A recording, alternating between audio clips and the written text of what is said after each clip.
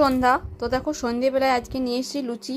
তো এদিকে ময়দা আর এখানে আমি 250 গ্রাম টক দই নিয়েছিলাম, আর একটু জোয়ান নিয়েছিলাম, 1 চামচ চিনি নিয়েছিলাম, অল্প পরিমাণে নুন নিয়েছিলাম, দেবে সবটিকে মাখিয়ে দিয়েছিলাম। এখানে কিন্তু আমি 1 ফোঁটা জল দিইনি, আমি টক দিয়ে মেখে নিয়েছিলাম। তো দেখো আমি তেল দিয়ে ভালো করে মেখে আমি মোটামুটি 1 ঘন্টা মতন রেখে দিয়েছি। খুব নরমও হয়ে গেছে, এবার লুই কাটা হয়ে গেছে দেখতে পাচ্ছ।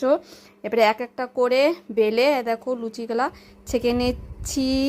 খেতে খুব ভালো লাগে লুচিটা, এমনি লুচি করা হয়, তাই আজকে ভাবলাম দই দিয়ে লুচি করি। এত করে সমস্ত লুচি হয়ে গেছে, আর দেখো কতটা নরম হয়েছে। আর এর সাথে একটু আলুর দম করব।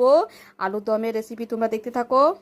আমি দেখো আলু সেদ্ধ করে একদম আলুর দম, এই যে আলুর দম হয়ে গেছে দেখতে পাচ্ছ কত সুন্দর আলুর দম।